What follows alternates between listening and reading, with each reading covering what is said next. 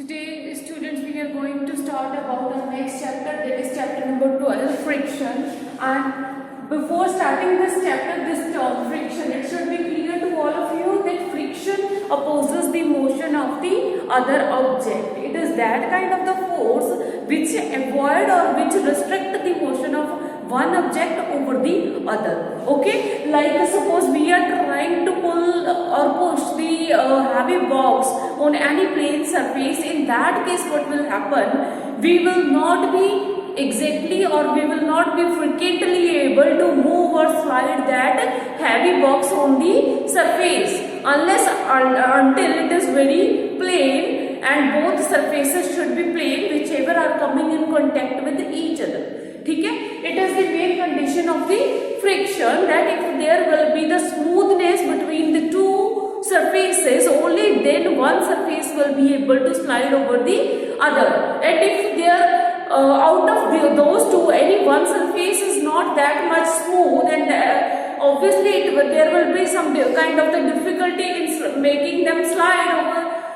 each other. Okay? And it is just because of the nature of the two surfaces that varies accordingly, and it varies from object to object.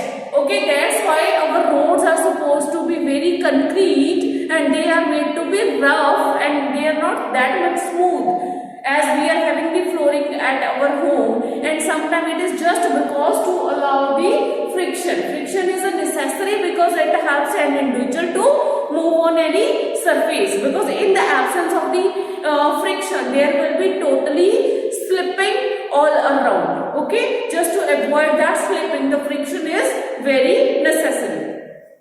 So there are, in case of the pedaling bicycle, suppose we are pedaling the bicycle and the tires of the bicycles are rolling on the surface or any street or road, it is just because of the little bit roughness of that road. And there is a designing done on the tires, it is just because to facilitate the friction. Okay, so that that tire can roll down easily. Just assume the condition, if there are no designing done on the tires, what will happen? Obviously that it will be difficult for that tire to roll. Okay, so just to facilitate this thing, the designing on the tires and designing on the shoe basis, it is done.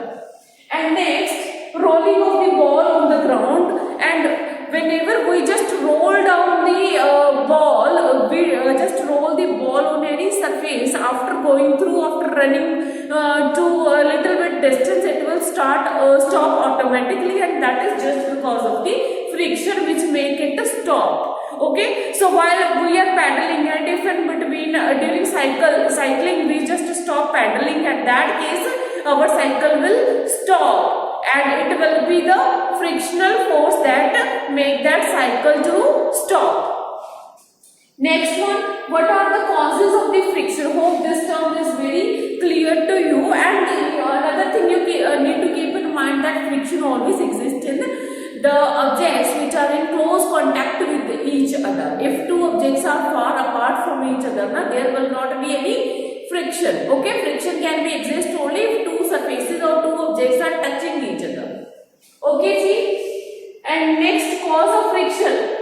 Friction is mainly caused, or it is totally depend on the degree of the roughness of any surface. If any surface is supposed to be rough, it means there is the friction. More the roughness, more the friction will be there. Friction is a force, or it is a, we can say, negative force also sometimes it becomes, because whenever suppose if you are you want something to slide and due to the heavy weight it is not moving, it means that friction is more in that case.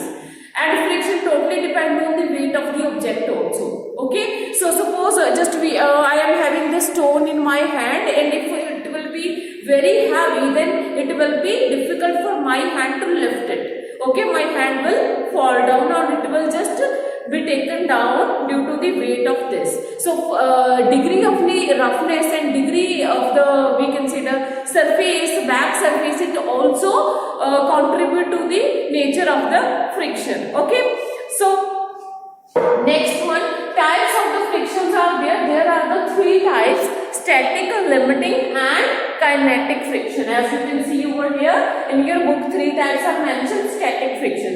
Suppose one object you are having and you have kept the other object close to it. It is object 1, object 2.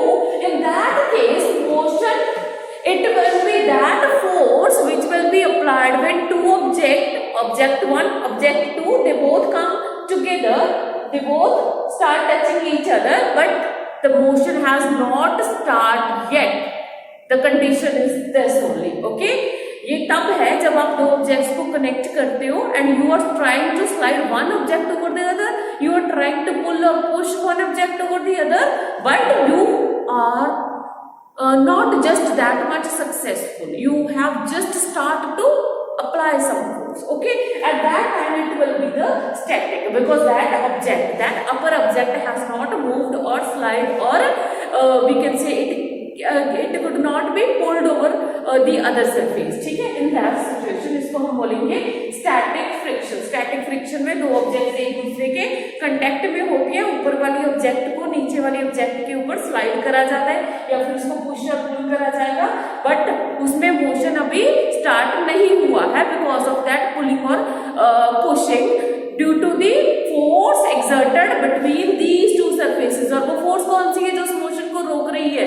That is the frictional force due to which and another one is the weight of that object. ठीक है, ये object कितना heavy है ऊपर वाला, तो उसके ऊपर भी डिपेंड करते हैं. जितना ज्यादा इसका वेट होगा that much effectively it will get attached to the lower object, so it will be difficult for the upper object to get slide over the other surface. ठीक है, next is the limiting forces. It is force required to overcome the friction when box start moving from rest. ये वो force है limiting force जब ये box थोड़ा सा slide होके ऊपर मूव करना स्टार्ट कर देता है. यहाँ पे क्या था, मोशन अभी स्टार्ट नहीं हुआ था ऑब्जेक्ट में, और यहाँ पे मोशन स्टार्ट हो चुका है. It is the second stage. ठीक है, तो लिमिटिंग फ्रिक्शन में क्या होता है, जितनी फोर्स फ्रिक्शन की उस टाइम पे हमें चाहिए सो दैट कि ऑब्जेक्ट थोड़ा सा स्लाइड करना स्टार्ट कर दे. ठीक है, व्हेन द ऑब्जेक्ट और the box start moving from rest. पहले तो वो रेस्ट पे था जब मूव नहीं कर रहा था. इन दिस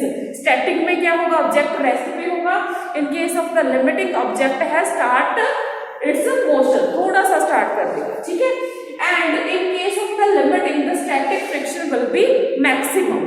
तो लिमिटिंग आते आते जब नेक्स्ट वाली थोड़ा सा मूव करने लगेगा ना, तो इसका जो स्टैटिक फैक्टर है वो कम हो जाएगा.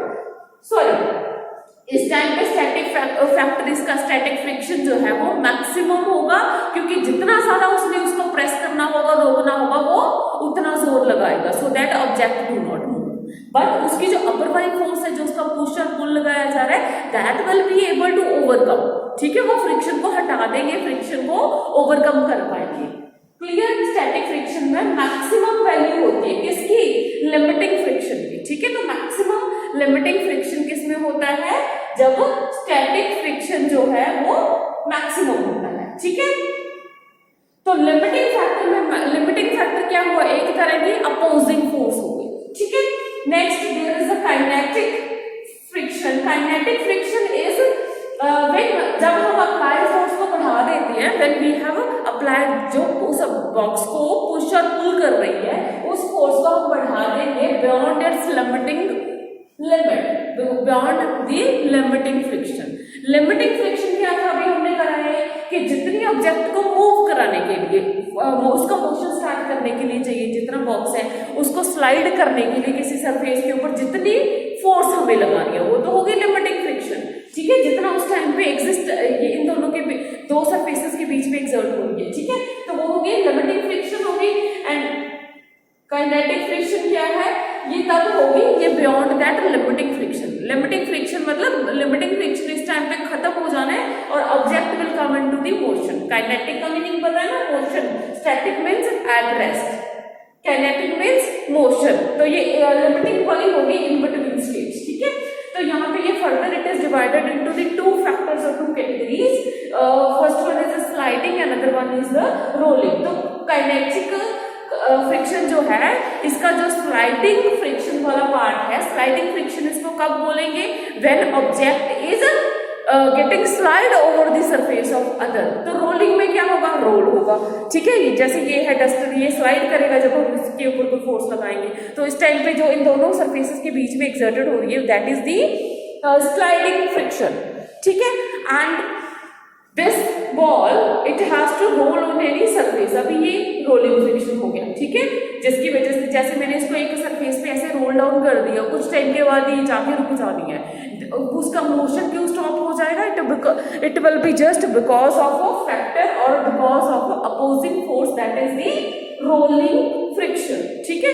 सो it is a kind of the force that opposes the motion of an object and help an object to be at rest.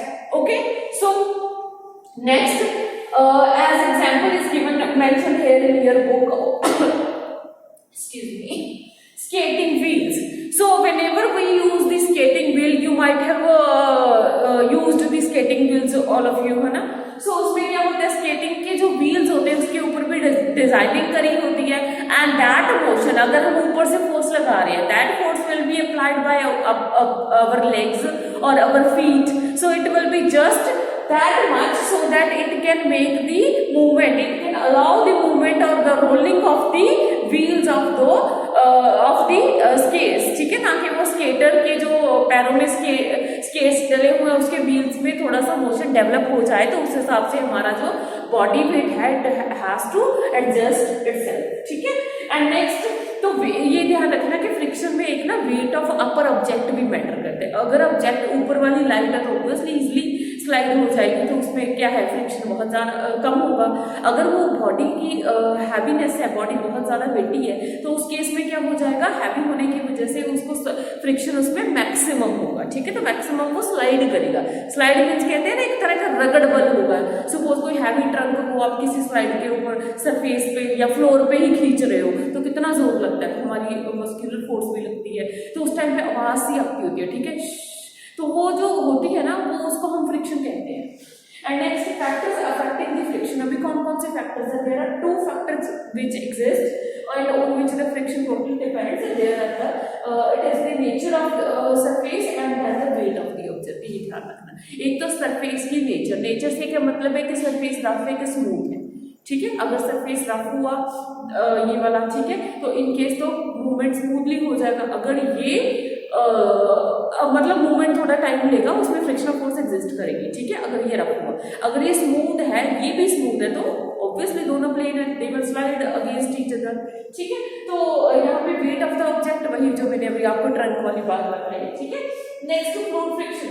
Fluid friction में क्या होता है, shape of the fish and boat, it is just because ये इनकी fish की shape ऐसे बिल्कुल streamlined होती है, सबको पता है ना। तो स्ट्रीमलाइंड होने का मतलब क्यों, ऐसी शेप उनकी क्यों होती है फिश की, it is just to allow the we can say the forward movement against the water flow, क्योंकि फिश को करना होता है वाटर फ्लो के अगेंस्ट मूव, ठीक है। दैट्स व्हाई इनकी बॉडी बिल्कुल ही स्ट्रीमलाइंड होती है। स्ट्रीमलाइंड ऐसे राउंड शेप की वजह से क्या होगा, ये राउंड शेप की वजह से जब भी ये पानी इधर से आ रहा है ना, suppose they are experiencing the water flow from here, तो in that case they are moving against that water flow, so that water which is coming from front side and it will be able to across the body, तो fish ऐसे water current को cut कर जाती है, ठीक है, water को current cut करके मूव करती है, ठीक है जी। It was all about the friction, fluid friction. Thank you.